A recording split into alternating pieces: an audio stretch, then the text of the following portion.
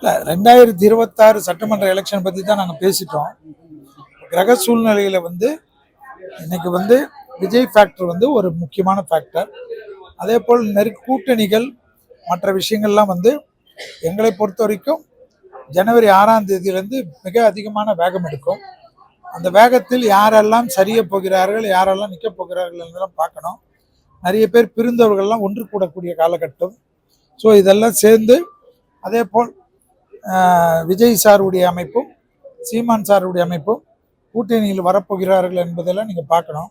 இப்போ இருக்கிற பேசிக்காக இந்த கிரகங்கள் இப்படி இருந்தாலும் கிரகங்கள் மாற்றம் குரு வக்கர நிவர்த்தி என்றதுனால குரு திருப்பி மிதுனத்திலிருந்து பல விதமான அற்புதங்களை மேற்கொள்வார்.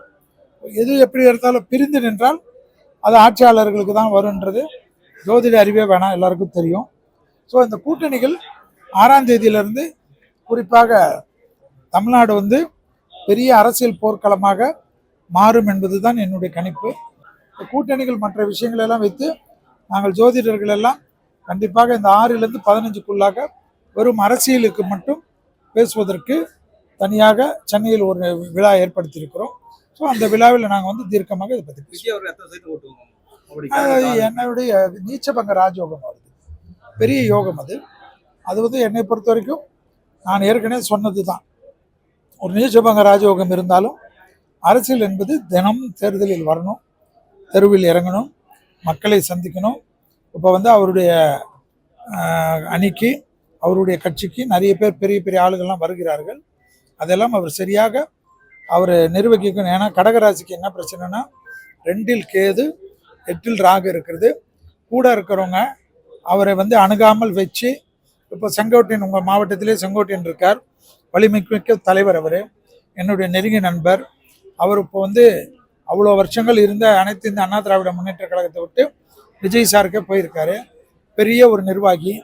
களத்தில் அதுவும் தேர்தல் களத்தில் அம்மாவுக்கு அடுத்ததாக பெரிய முதலமைச்சர், அதாவது முன்னாள் நம்மளுடைய மறைந்த வாழும் தெய்வமாக இருக்கக்கூடிய புரட்சி தலைவருக்கு அப்புறமா புரட்சி தலைவியெல்லாம் கண்டு அவர்களோட தேர்தல் சுற்றுப்பயணத்துக்கெல்லாம் திட்டம் வகுத்து கொடுத்தவர். அவரெல்லாம் எந்த அளவுக்கு இவர் பயன்படுத்த போகிறார் என்பதை பார்க்க வேண்டும். இப்பொழுதுக்கு என்னுடைய பொறுத்த வரைக்கும் 18% ஓட்டு அவருடைய கால்குலேஷனில் சாதாரணமாக இருக்கு. அது பெரிதாக்குறதா குறையுதான்றதை அவர் தான் சரி பண்ணணும். தமிழ்ல நீங்க என்ன பண்ணாலும் தனிப்பெரும்பான்மை வந்தாலும் கூட்டணி ஆட்சியில் தான் பங்கு பெறக்கூடிய சூழ்நிலை கண்டிப்பாக வரக்கூடிய தேர்தலில் ஏற்படும்.